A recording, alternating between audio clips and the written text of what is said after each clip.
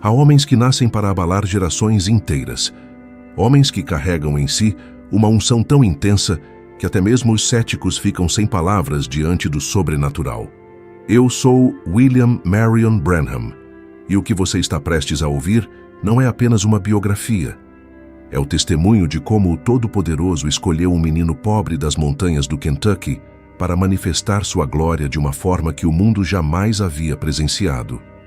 Quando eu nasci, em 6 de abril de 1909, numa pequena cabana de madeira em Burkesville, Kentucky, algo sobrenatural aconteceu. Uma luz dourada, brilhante como o sol do meio-dia, apareceu sobre meu berço. Minha mãe, Ella Harvey Branham, de apenas 15 anos, ficou aterrorizada. Ela nunca havia visto nada igual. Aquela luz não era desta terra, e todos que estavam presentes sabiam disso. Meu pai, Charles Branham, era um lenhador simples, um homem de poucas palavras, mas que trabalhava duro para sustentar nossa família numerosa. Éramos 9 filhos ao todo, e a pobreza era nossa companheira diária. Nossas roupas eram remendadas, nossa comida era escassa, mas havia algo em nossa casa que o dinheiro não podia comprar. A presença de Deus se movia de forma misteriosa ao meu redor. Desde pequeno, eu via coisas que outros não conseguiam ver. Ouvia vozes que outros não conseguiam ouvir. Quando tinha apenas 3 anos de idade, uma voz angelical me falou pela primeira vez. Eu estava brincando debaixo de um carvalho quando ouvi distintamente: "Nunca beba, fume ou contamine seu corpo de forma alguma. Haverá uma obra para você fazer quando crescer." Corri para casa chorando, tentando explicar para minha mãe o que havia acontecido, mas como uma criança poderia entender tamanho mistério? Os anos passaram e os sinais sobrenaturais se intensificavam. Eu tinha visões que se cumpriam exatamente como eu as via. Sabia quando ia chover, quando alguém ia morrer, quando coisas importantes iam acontecer. Isso assustava minha família. Eles não sabiam se aquilo vinha de Deus ou se eu tinha algum problema mental. A religião que conhecíamos na região era rígida, fria, sem manifestações do poder divino. Aos 7 anos, quase morri afogado no rio Ohio. Quando estava debaixo d'água pela segunda vez, ouvi novamente aquela voz: "Não tenha medo. Você nasceu neste mundo para orar pelos enfermos." Naquele momento, mesmo sendo apenas uma criança, eu soube que minha vida não me pertencia. Eu havia sido separado desde o ventre materno para algo que ainda não compreendia completamente. Cresci, sendo motivo de zombaria na escola. Os outros meninos riam das minhas visões. Me chamavam de garoto esquisito. Mas eu sabia, no fundo do meu coração, que o Deus de Abraão, Isaque e Jacó havia colocado sua mão sobre minha vida. As Escrituras diziam em Jeremias 1:5: "Antes que eu te formasse no ventre materno, eu te conheci, e antes que saísses da madre, te consagrei." Isso era exatamente o que estava acontecendo comigo. A atmosfera ao meu redor era sempre carregada de expectativa sobrenatural.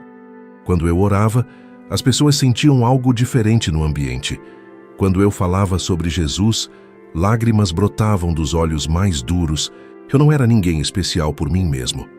Mas Deus havia escolhido usar um vaso de barro das montanhas do Kentucky para mostrar que sua glória não depende da sabedoria humana, mas do seu poder sobrenatural que opera através da fé simples e da obediência absoluta. Quando completei 19 anos, minha vida deu uma guinada que mudaria não apenas meu destino, mas o de milhões de pessoas ao redor do mundo. Era maio de 1946 e eu estava trabalhando como guarda florestal em Charlestown, Indiana. Naquela época, eu já havia me casado com Hope Brumbach, uma jovem doce e piedosa que acreditava no meu chamado, mesmo quando eu mesmo duvidava. Naquele dia específico, eu estava orando sozinho na minha pequena cabana quando algo extraordinário aconteceu. De repente, uma luz brilhante encheu todo o ambiente e no meio dessa luz apareceu um homem. Não era um homem comum. Seus pés não tocavam o chão e ele irradiava uma glória que me fez cair prostrado. Seus olhos eram como chamas de fogo e quando ele falou, sua voz ecoou como muitas águas. "Não temas", disse ele. "Eu sou enviado da presença do Todo-Poderoso para te dizer que tua vida peculiar e teus caminhos incompreendidos têm sido para indicar que Deus te enviou para levar um dom de cura divina aos povos do mundo. Se fores sincero, nada poderá permanecer diante de tua oração, nem mesmo o câncer. Meu corpo tremia violentamente. Eu chorava como uma criança diante daquela manifestação gloriosa. O anjo continuou: como Moisés recebeu 2 sinais para confirmar seu chamado, tu também receberás 2 sinais. O primeiro será que tomarás a mão da pessoa enferma com tua mão esquerda, e se houver germes ou doenças naquela pessoa, isso se manifestará em tua mão através de inchaço e vermelhidão. Aquelas palavras penetraram minha alma como espadas de 2 gumes. Durante toda a minha vida, eu havia fugido desse chamado. Tentei ser um jovem normal. Trabalhei como lenhador igual a meu pai. Até mesmo tentei ser um pregador batista tradicional. Mas Deus não me deixaria em paz. Ele havia me marcado desde o ventre materno e agora estava chegada a hora de cumprir meu destino. O segundo sinal seria ainda mais poderoso. Se a pessoa crer, tu poderás dizer-lhe os segredos de seu coração e as doenças que a afligem. E se ela crer, nada poderá resistir à tua oração. O anjo me explicou que esse dom viria gradualmente, conforme minha fé crescesse e eu aprendesse a obedecer completamente à voz do Espírito Santo. Depois que a visão terminou, fiquei sozinho no chão daquela cabana por horas, chorando e tremendo.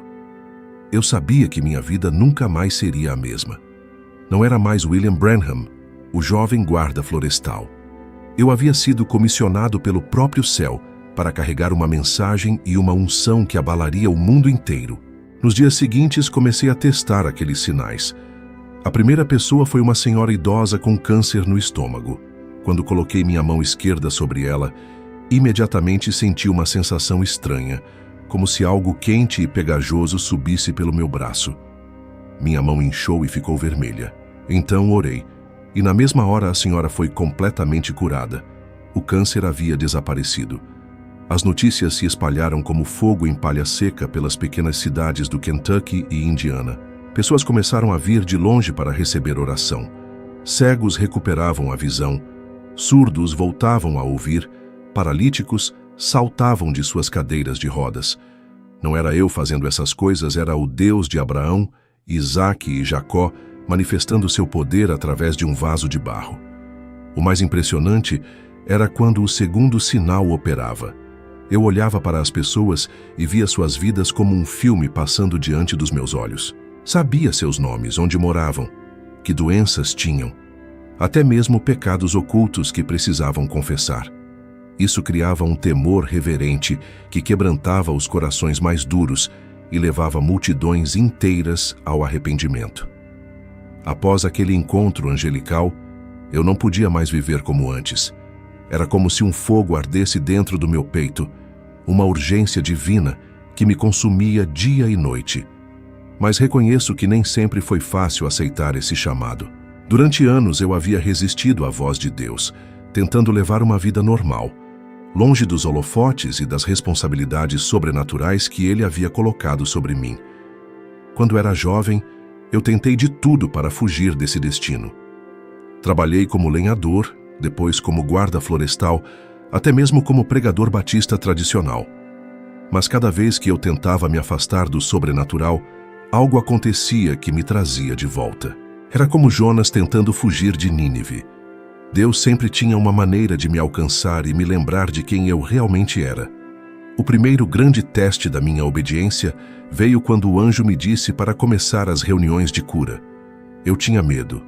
Medo de ser rejeitado, medo de não funcionar, medo de que as pessoas pensassem que eu era um fanático. Mas quando comecei a orar pelos enfermos e vi os primeiros milagres acontecendo, soube que não havia volta. O Deus que abriu o Mar Vermelho para Moisés estava operando através das minhas mãos. Meu batismo no Espírito Santo foi um marco decisivo. Aconteceu numa noite de 1933, quando eu tinha apenas 24 anos. Eu estava orando sozinho numa caverna perto do rio Ohio, clamando a Deus por uma experiência mais profunda com Ele. De repente, senti como se línguas de fogo desciam sobre minha cabeça e comecei a falar em outras línguas, como o Espírito Santo me concedia. Naquele momento, algo mudou permanentemente dentro de mim. A timidez deu lugar à ousadia. O medo se transformou em fé inabalável. Os primeiros milagres que presenciei foram tão poderosos que até eu mesmo ficava assombrado. Lembro-me de uma mulher que havia nascido com uma das pernas mais curta que a outra. Quando orei por ela, literalmente vimos a perna crescer diante dos nossos olhos até ficar do mesmo tamanho da outra. A multidão que estava presente começou a chorar e a glorificar a Deus. Era impossível negar que o sobrenatural havia invadido nosso meio. Em 1936, começamos a construir o Tabernáculo Branham em Jeffersonville, Indiana. Era um prédio simples, feito com ofertas voluntárias e muito trabalho manual dos irmãos. Mas dentro daquelas paredes humildes, Deus se movia de uma forma extraordinária. As reuniões duravam horas e as pessoas vinham de estados vizinhos apenas para testemunhar o que Deus estava fazendo através desse ministério peculiar. Naqueles primeiros anos eu ainda lutava com dúvidas. Será que eu estava no caminho certo? Será que essas manifestações realmente vinham de Deus? Mas a cada milagre, a cada vida transformada, a cada profecia que se cumpria exatamente como eu havia visto em visão, minha fé se fortalecia. Eu entendia que não era William Branham fazendo essas coisas, era o Senhor Jesus Cristo operando através de um vaso humano que havia se rendido completamente à sua vontade. As primeiras campanhas fora de Jeffersonville foram verdadeiros terremotos espirituais. Eu me lembro da primeira vez que preguei para mais de 1000 pessoas. Meu coração batia tão forte que eu pensava que todos podiam ouvir. Mas quando comecei a orar pelos enfermos e os milagres começaram a acontecer em série, a atmosfera se transformou completamente. Era como se o próprio céu tivesse descido à terra. O que mais me impressionava era como Deus usava alguém tão simples quanto eu. Eu mal havia terminado o ensino fundamental, vinha de uma família pobre. Não tinha treinamento teológico formal. Mas isso só confirmava as palavras de Paulo em 1 Coríntios 1:27. Mas Deus escolheu as coisas loucas deste mundo para confundir as sábias. Ele estava provando mais uma vez que sua força se aperfeiçoa na fraqueza humana. Os anos que se seguiram foram marcados por manifestações do poder de Deus que abalaram nações inteiras. Não eram apenas reuniões comuns, eram verdadeiras demonstrações do reino dos céus invadindo a terra.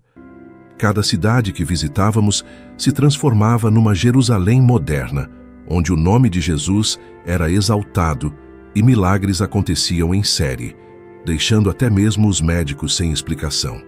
Lembro-me claramente de uma campanha em Jonesboro, Arkansas, em 1947. Uma menina de 8 anos, chamada Georgie Carter, havia nascido surda e muda. Seus pais, desesperados, a trouxeram para a reunião carregando todos os atestados médicos que comprovavam sua condição. Quando coloquei minhas mãos sobre aquela criança e orei, instantaneamente ela começou a ouvir e a falar pela primeira vez na vida. Os gritos de júbilo da mãe ecoaram por todo o auditório e milhares de pessoas caíram de joelhos glorificando a Deus. Na África do Sul, em 1951, presenciamos algo que marcou minha vida para sempre. Um homem havia morrido 3 dias antes e estava sendo velado quando sua esposa, uma mulher de fé inabalável, conseguiu que levassem o corpo até a reunião. Era Sidney Jackson, de 42 anos, pai de 5 filhos.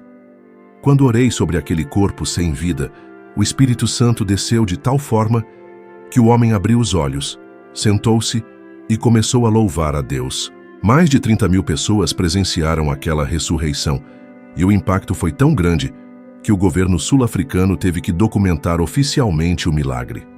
O que acontecia através do dom da palavra de conhecimento deixava as pessoas perplexas. Eu olhava para alguém na multidão e via toda a sua vida como se estivesse lendo um livro aberto.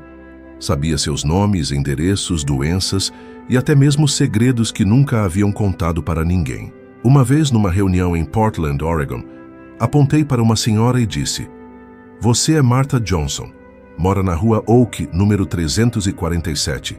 Tem diabetes há 7 anos e veio aqui escondida do seu marido que não acredita em cura divina." A mulher desabou em lágrimas porque tudo era exatamente verdade e foi instantaneamente curada. Os médicos começaram a acompanhar nossas reuniões para documentar os milagres. Dr. William Upshaw, um ex-congressista americano que havia passado 59 anos numa cadeira de rodas devido a um acidente, foi completamente curado numa reunião em Los Angeles. Ele saltou da cadeira, correu pelo auditório e, posteriormente, deu testemunho em programas de rádio e televisão, mostrando seus exames médicos antes e depois da cura. Em cada reunião, eu via tumores desaparecerem, cegos recuperarem a visão, paralíticos andarem. Mas o que mais me impressionava eram as curas que aconteciam quando as pessoas simplesmente acreditavam na palavra profética. Quantas vezes eu disse para alguém, assim diz o Senhor, você está curado. E na mesma hora, a enfermidade desaparecia completamente, confirmando que a fé na palavra de Deus ainda move montanhas. Deixe nos comentários de qual estado você está nos assistindo, porque quero que saiba que o mesmo Deus que operava naquelas reuniões ainda opera hoje. Ele não mudou, e seu poder continua o mesmo para aqueles que creem com simplicidade de coração. As multidões que compareciam às reuniões eram impressionantes. Em Durban, na África do Sul, mais de 100.000 pessoas se reuniram numa única noite. O governo teve que providenciar trens especiais e hospedagem extra para acomodar todas as pessoas que vinham de países vizinhos.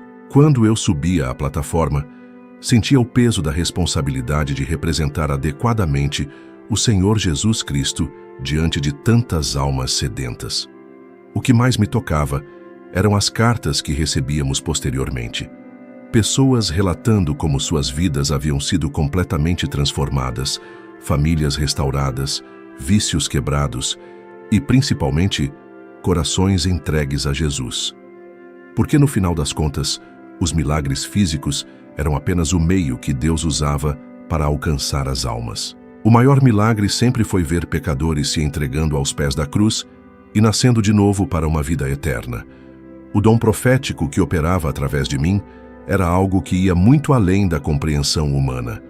Não era adivinhação ou truques psicológicos, era o mesmo Espírito que falava através dos profetas do Antigo Testamento, se manifestando nos últimos dias. Cada profecia, cada visão, cada palavra de conhecimento vinha diretamente do trono de Deus, e eu era apenas o canal através do qual Ele escolheu falar. Em 1933, quando tinha apenas 24 anos, recebi uma visão que abalou minha alma. Vi 7 anjos descendo do céu em formação triangular, e uma voz me disse que eu viveria para ver a segunda vinda de Cristo. Naquela visão, também vi várias profecias sobre eventos mundiais que aconteceriam antes do fim dos tempos. Vi a ascensão e queda de líderes políticos, guerras que estavam por vir e transformações sociais que pareciam impossíveis naquela época.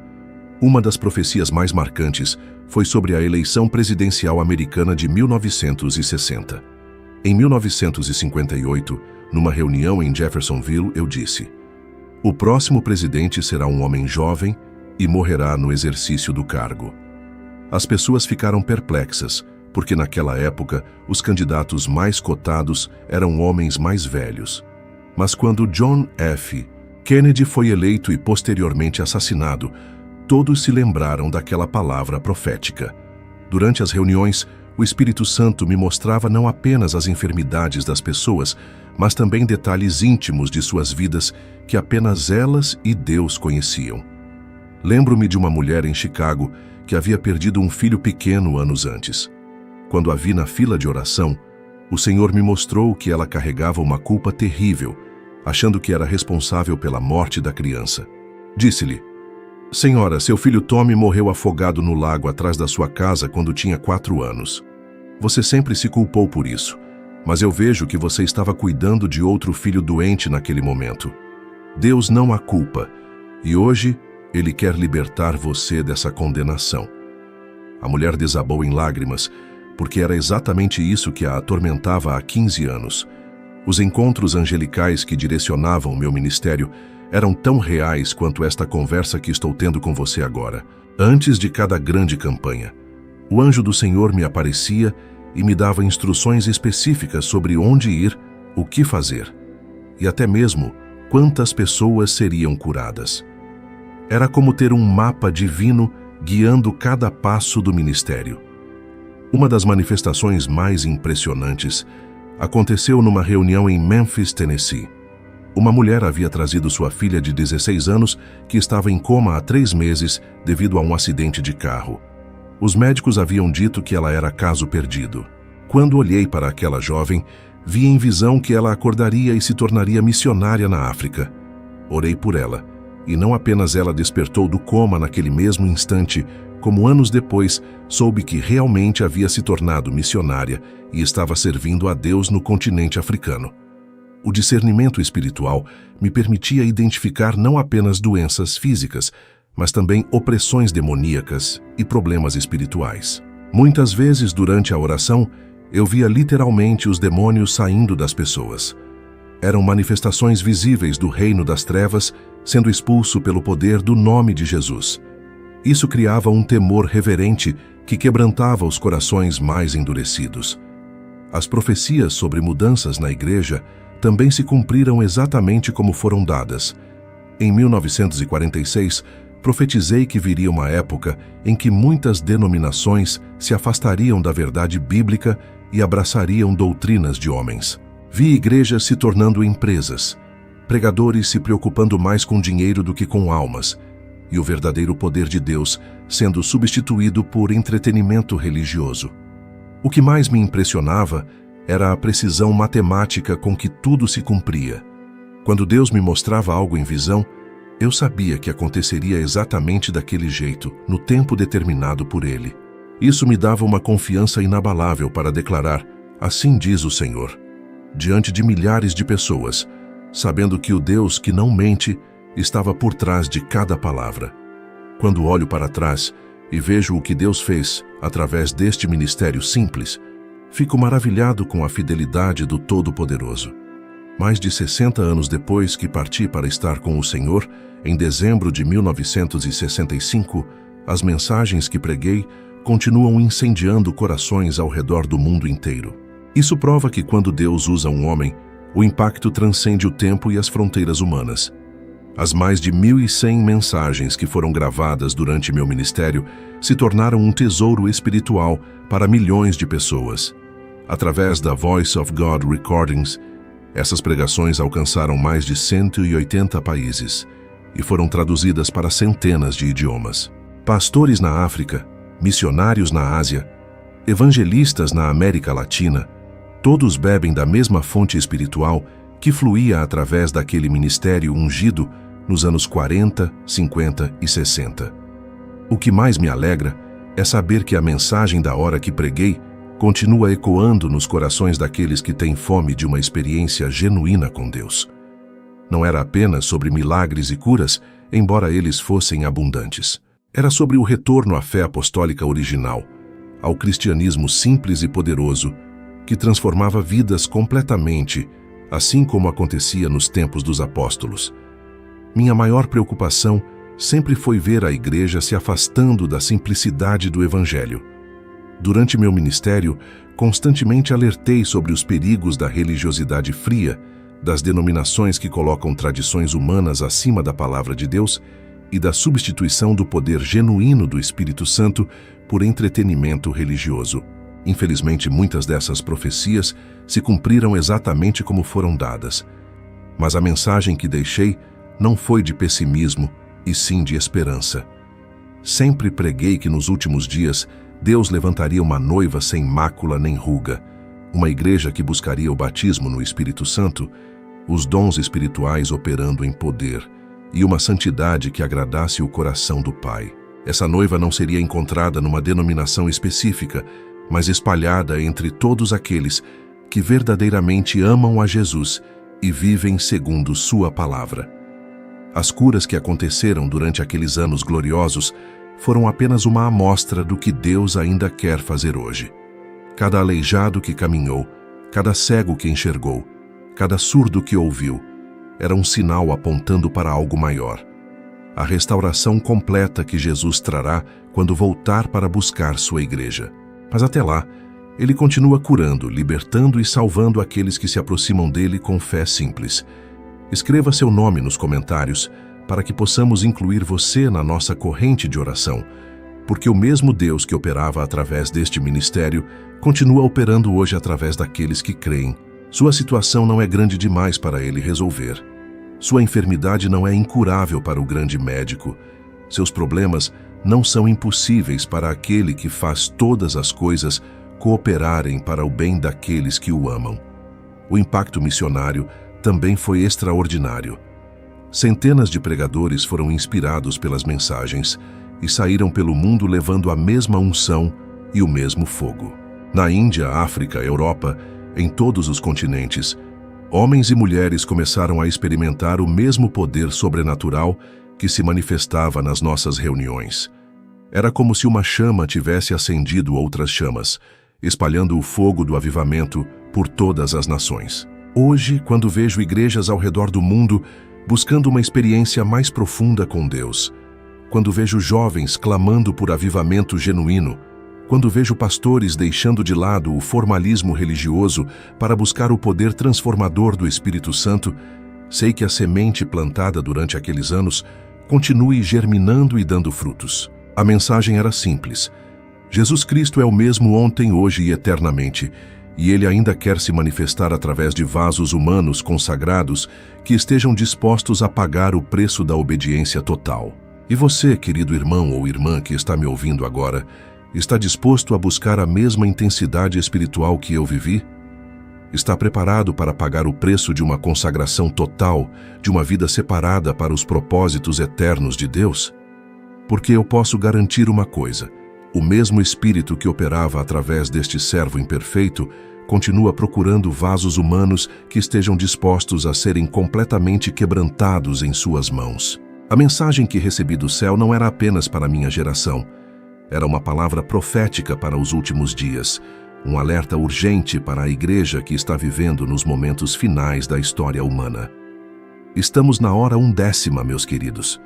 O relógio profético de Deus está quase completando sua contagem final, e Ele está chamando um povo para fora do sistema religioso morto, para uma experiência viva e real com Jesus Cristo. Quando eu pregava sobre a restauração dos dons espirituais, sobre o batismo no Espírito Santo com evidências, sobre a volta à simplicidade apostólica, muitos me chamaram de fanático. Mas hoje, décadas depois, vemos jovens ao redor do mundo clamando exatamente por essas mesmas coisas. Eles estão cansados de religião sem poder, de igrejas sem a presença manifesta de Deus, de cristianismo que não transforma vidas nem opera milagres. O fogo que Deus acendeu através deste ministério nunca se apagou.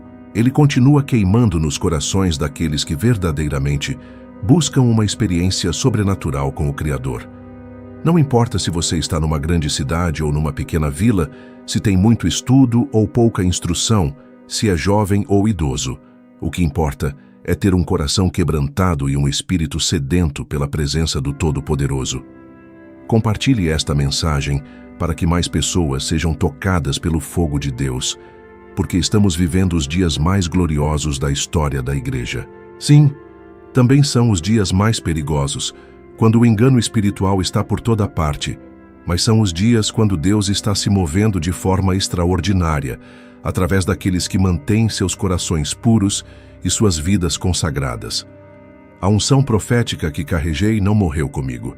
Ela foi transmitida para uma geração que está se levantando agora, homens e mulheres que não se conformam com um cristianismo medíocre, que não se satisfazem com sermões bonitos, sem demonstração de poder. Eles querem ver os mesmos milagres que Jesus fazia. Querem experimentar a mesma intimidade com o Pai que os apóstolos tinham. Você foi chamado para ser parte desta geração final. Não por acaso você está ouvindo esta mensagem hoje. O Espírito Santo está chamando você para sair da zona de conforto religiosa e entrar numa dimensão sobrenatural que vai abalar não apenas sua vida, mas as vidas de todos ao seu redor. Deus quer usar você como um instrumento poderoso em suas mãos. Lembre-se, eu era apenas um garoto pobre das montanhas do Kentucky. Não tinha instrução formal, não vinha de uma família rica ou influente. Mas quando me rendi completamente ao Senhor, quando deixei meus medos e limitações humanas de lado, Ele fez através de mim coisas que pareciam impossíveis. E o que Ele fez através de mim, pode fazer através de você também. A hora chegou de a igreja parar de brincar de religião e começar a viver o cristianismo autêntico que transforma nações. A hora chegou de sairmos dos prédios confortáveis e levarmos o poder de Deus para as ruas, para os hospitais, para os lares destroçados, para os corações feridos. A hora chegou de sermos a geração que preparará o caminho para a segunda vinda do Senhor Jesus Cristo. Este não é apenas um testemunho do passado, é um chamado profético para o presente. O mesmo Deus que operou milagres extraordinários através de um homem simples, quer operar através de você hoje. A pergunta não é se Ele pode, mas se você está disposto. A unção está disponível, o poder está esperando, a glória está pronta para se manifestar. Tudo o que falta é alguém que diga como eu disse: Eis-me aqui, Senhor, usa-me como Tu quiseres.